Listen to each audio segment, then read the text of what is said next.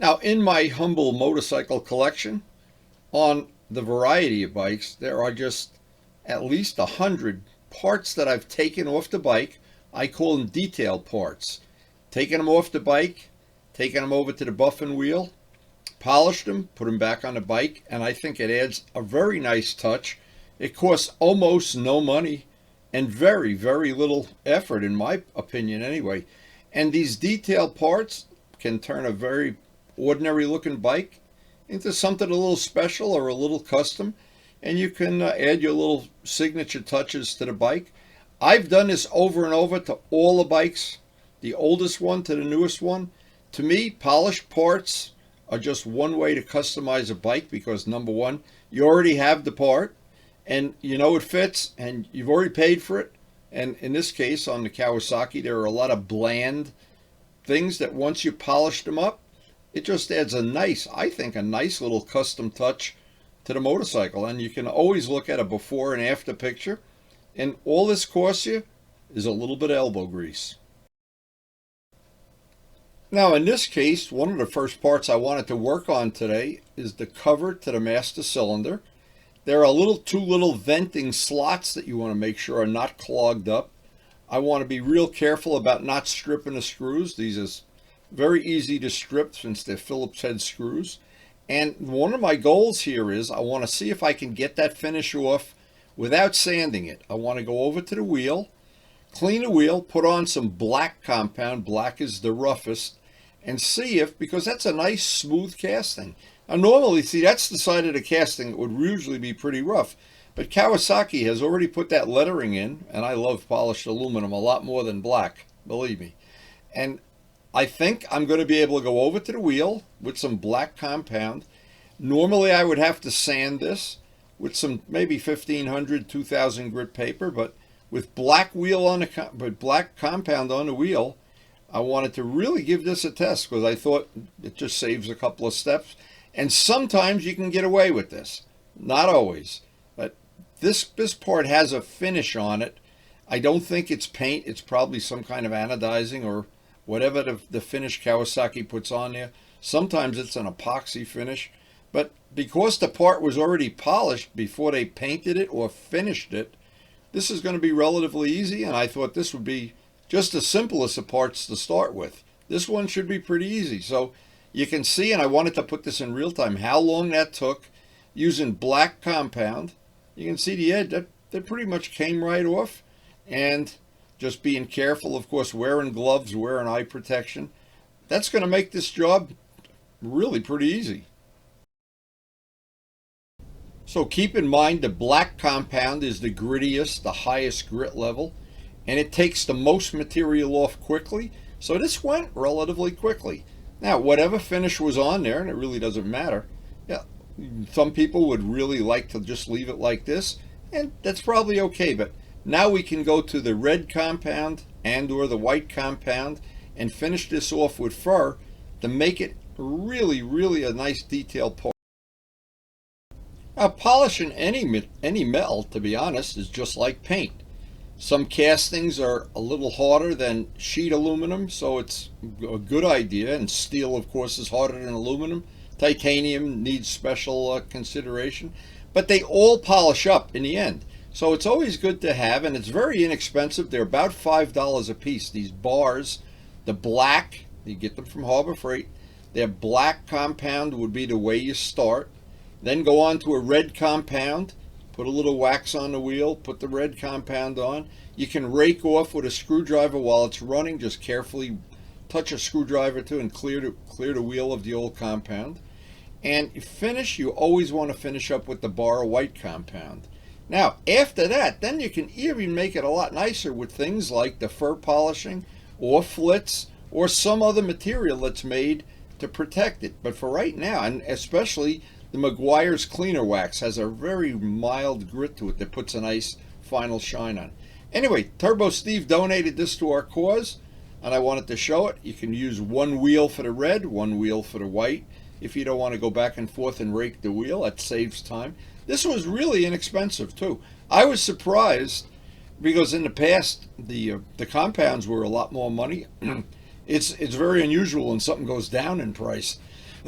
Anyway, this was a nice accessory to have in a shop and to show on this, because I do like to take small little parts, and what I like to do with them is on a rainy day, on a day I'm not riding, I can put an hour in, 2 hours. I can make the part a whole lot nicer and add a detailed touch and not spend any money. And it's a simple thing. The drill press, I usually run the drill press on the highest possible speed. And sometimes after you're done, you have to go back to the big wheel that has the black compound if there's a scratch in. But typically you can go right through. The normal routine would be the black, or then put the other wheel in with the red, and finally with the white. That system with almost every kind of metal will give you the nicest possible shine. And then from that point on, whether you add the Flitz or the Meguiar's or put some protection on it so that the material stays shiny. I mean, that part of it is just common sense. And it's the nice thing is this is relatively easy to do, and it's especially easy to do when the parts are not attached to the motorcycle.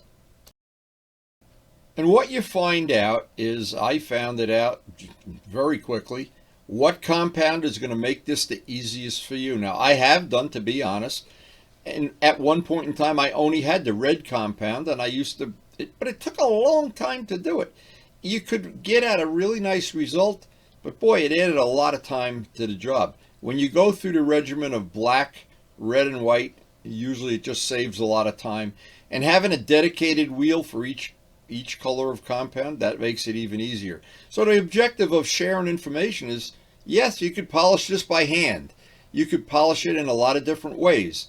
But I'm trying to show the way that makes it easy for me, that I can just go out to the garage, pull off a couple of parts, polish them up on a rainy day or a day I'm not going to ride again, and not really spend any money. And at the end of the day, I've got something that's just a little bit nicer than what I originally started out with. And then it's up to me, and I make a real commitment to it, that once I have these parts polished up, every once in a while I go out there with a clean microfiber and a little bit of Meguiar's polish or any kind of polish, 8065, and just put a nice fresh finish on them. In a matter of minutes, you can do all the little custom parts on the bike. And if you really are really super fussy, then there's one final step you can use, and I've shown this before, the fur polisher. Now, the final step, the absolute final step, when you think it's as polished as you think you could ever make it, this is a fur wheel. Again, it's about a $5 tool you can get from Harbor Freight. You can put it in a drill press or an electric drill. The nice thing about this is when the bike is all assembled and you're going to go out for a ride, if you see there's a spot that's a little dull and you have it on the end of an electric drill, you just go buff that part out. This works on paint, by the way, too. But you've got to be careful with anything that's in a circular motion like this, because it builds up heat. You always want to wear gloves and eye protection too. But here's the thing, if you're doing paint with a fur wheel, even buffing a part by hand, it'll build up heat a lot faster than an orbital will, where it's going back and forth, like the handheld little buffing wheels that we use. So this is a tool, if you're doing paint, you've got to be careful with. On a part like this, what it'll do, the same as Flitz does and the same as the Meguiar's, it'll put a little bit extra shine. Now, what happens is, once you do this and you get to the final step, you want to make sure those holes are clear. Those are the bleeder holes. You have to be able to make an adjustment when the master cylinder fills up with fluid. It's got to bleed out some air. That's why you have a little rubber diaphragm in there. But when you want to put that final touch on a part, boy, I've never found anything better than the fur or Flitz. And in the best of all worlds, you can use White Diamond. Is a really nice product, but I don't put that on a wheel. This White Diamond I use by hand if I want to clean up a bike, if we're going to go to a big meetup or two, where I want to show off the bike and all the polished parts. Well, the White Diamond is a great product to use by hand. I don't use it on a wheel, no special reason. I just found out from my own testing it does work better by hand. You have to leave it on for about a minute and then just wipe it off with a really clean microfiber. And Flitz is the same way. Flitz will put really an extra little level of protection and an extra little shine, and you can do that by hand or with that big Flitz buffing wheel that they sell, the big orange buffing wheel. Both work real great, but in the end, the objective is still the same. I take little parts off the bike. I can do it all at once, or I can do it piece by piece and add the polish to it. So one of the next parts that I wanted to do is the clamp on the Ninja that holds the handlebars. And I wanted to polish the bolts, even though you only see the top of the bolts. I wanted that to all be polished. Relatively simple thing to take that part off. And I wanted it to match the master cylinder cover. And I wanted it to match the levers. So there were several little parts in this whole job, several little parts that if I got them all done on this day, I thought it would detail out the bike just a little nicer. To me, that flat black does not look as attractive as I would like. The levers polished up just beautifully. They're real nice grade of aluminum, and they're usually pretty smooth to start with. This part, however, was a little more challenging. Now, this part has a lot of inside curves on the inside where once the bolts are polished, I wanted to attack that part with, I have to make some tools. But at first I wanted to get the bolts polished. That's a relatively simple part of the job. And anytime I would take any part of the motorcycle apart, replacing a tire, the chain, an oil change, anything, and I have a bolt off the bike, I like to just run over and hit it on a buffing wheel. And the buffing wheel, because it has a little wax on it, it adds some protection. The compound makes it a little smoother, and it's just another little detail touch. And every time you can add a little detail touch to the bike, I think it makes it nicer. And I've had several people at our meetups come over to me and say, wow, you've got a lot of little things polished up on here. And I noticed that right away. Now, I know it's the other way around, because if you have a rusty or a flat black part that's pretty deteriorated, it draws your eye right to that rust. I don't know, rust like a magnet or whatever. But anyway, I did a little experiment on this part to see if that finish was going to come off. I did the same thing I did on a master cylinder. I went over to the black compound wheel, tried to grind it off, really put some effort into that. And I realized they not only had a finish on it, but it was plated too. So to get down to raw aluminum, I had to go through the plating and whatever I think it's an epoxy finish. Because boy, it was difficult to get that off. That did not want to come off easily. And I thought, I see where you can see where it went through the second layer of plating. Now that's the tip off that right about now you got to think of a little more aggressive way to do it. Again, because we have a lot of inside nooks and crannies and corners. Of course, every part is different. Every part requires a little specialty, I always say. Now, when I have plating and paint or an epoxy finish on something, to get it off, yes, you could use paint remover, but then I don't like paint remover. It stinks up the whole house and makes a mess. Well, I find it more convenient to just take some 2000 grit paper and some soapy water and sand off the finish. And even though this might be a little time consuming, whatever time you lose here, you make it up by using less time at the buffing wheel, because the 2000 grit doesn't put a lot of sanding scratches in. You can also use SOS pads. SOS pads do a good job. This is a useful tip too. They sell these at the beauty supply houses, or you can buy them online, and they're very fine grit nail files. They're for doing women's fingernails. Now watch how nice that gets in there. You can't really get your finger in that corner, unless you have little tiny fingers like a midget or something. But anyway, this allows you to get, and they're made to work wet or dry. They're about $1 a piece, and they are just a super handy tool for getting in those areas. Now, not only that, you can wrap this. Once you're done with the nail file and you're done doing this, you can wrap a piece of the 2000 grit paper around it and then put the final little finish on. This is a real great trick, or your useful tip. Just let that get in there and get right down into all the nooks and crannies. And of course, on any motorcycle, there's a lot of tricky little parts that you need to get in corners and edges and angles. This happens to be one of them.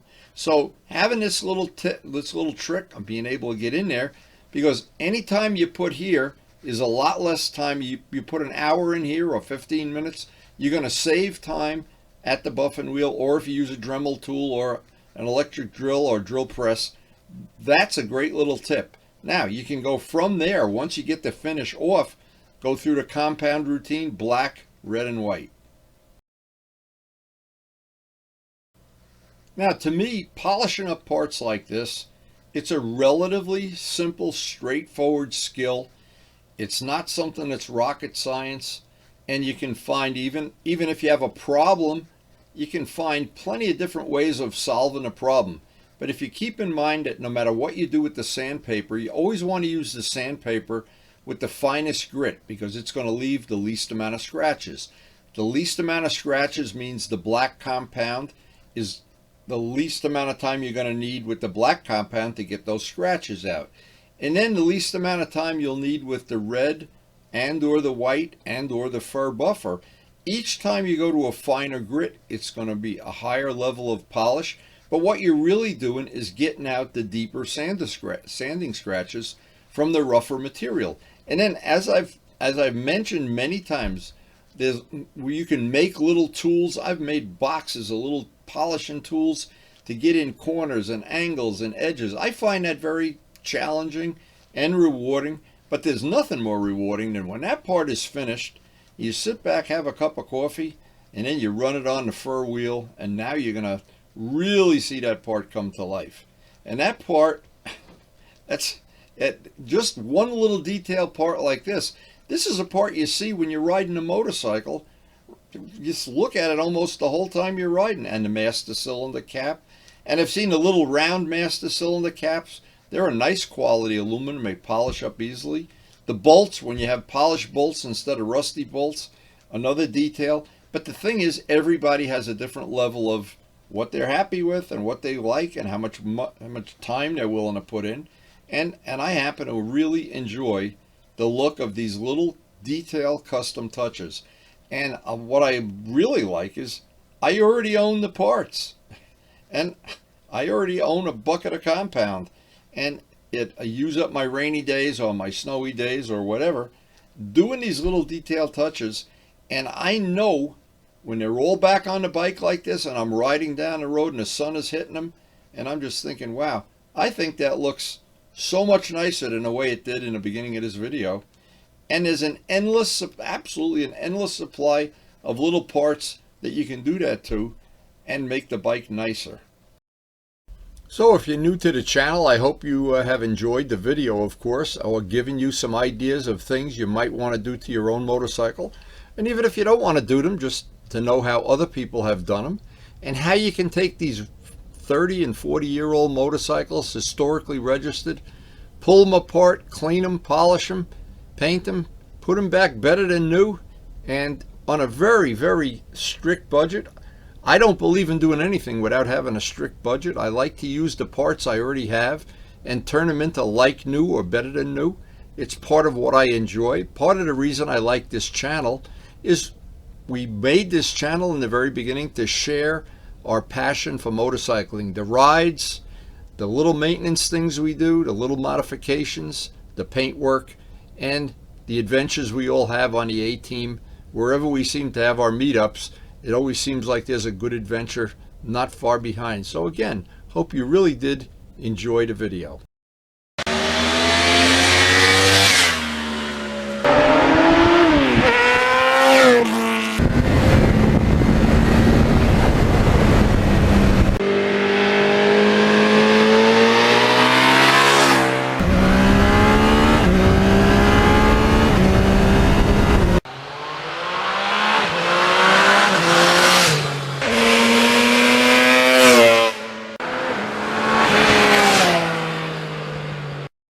And thanks so much for watching.